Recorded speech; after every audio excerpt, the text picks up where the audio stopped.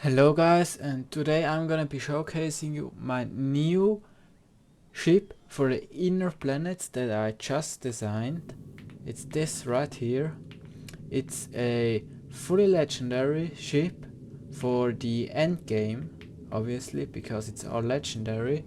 So you're gonna be in the end game, and yeah, I'm gonna be showcasing it now, how it works, what designs I used and how it works, yeah. And this ship goes roughly 485 kilometers per second for the first half of the trip and 505 roundabout for the second half, which means it's roughly a 30-second trip between two inner planets, which is pretty much as fast as possible without thruster stacking. So for electricity, I use a legendary fusion reactor with two fusion generators, also legendary. This creates way more electricity, as you can see right here. Right now I need like 10 to 120 megawatts from time to time, but I could have 250, so it's way more than I need. But I just like it to have a fusion generator. It's easy to set up and you're never gonna have a problem ever, like you may have with solar. And then yeah, I use a sushi belt here for all the raw resources and the iron plates and the bullets. It's the left side or the inside lane I use strictly for raw resources that come out of the crushers. Then the outside belt is for the products or the next step products like the iron plates, and then also the magazines that get filtered out here onto this belt when there's less than 1000. Here I use the new ability to connect to the splitters, which I just use set filters, and they go up to the front of the ship where there's legendary gun turrets, which are probably way more than you need, but I just wanted to make sure that I have enough also with lower physical projectile damage research. And as you can see, there's a lot of cargo bays because I'm gonna be using this for science mainly, but also for just other stuff that you need to haul between inner planets, like holmium and other tungsten, stuff like this. Here I have one asteroid collector per asteroid type to make things easy, and it gives you a lot of storage for asteroids, which is really nice. So you can stay at one place without asteroids pretty much with somewhat of productivity research, of asteroid productivity for basically an infinite amount of time. So you're never gonna be worried about that when it's started.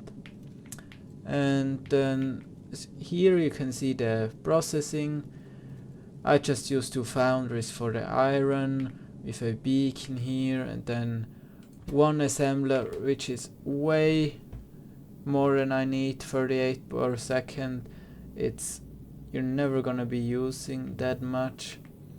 And here for the thrusters, you can see I use only 4 thrusters, but the important part is that you only use one tile here that is not occupied by thrusters, so that gives you the max speed pretty much every time, because that's the most important part for the speed of the ship.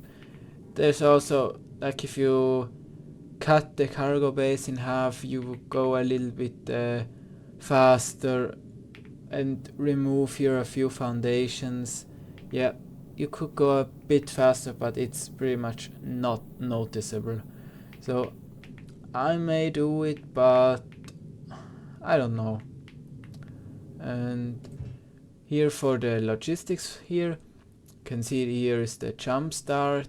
It just requests fluoroketone barrels from Vulcanus in this case, because my shipyard is over Vulcanus. And then the supplies are over Nauvis, but I also have a group here for Vulcanus supplies. And then there's repair packs and the power cells, so you can start producing electricity. Yeah, if you want to use this ship, just get the blueprint. It's gonna be in the video description here.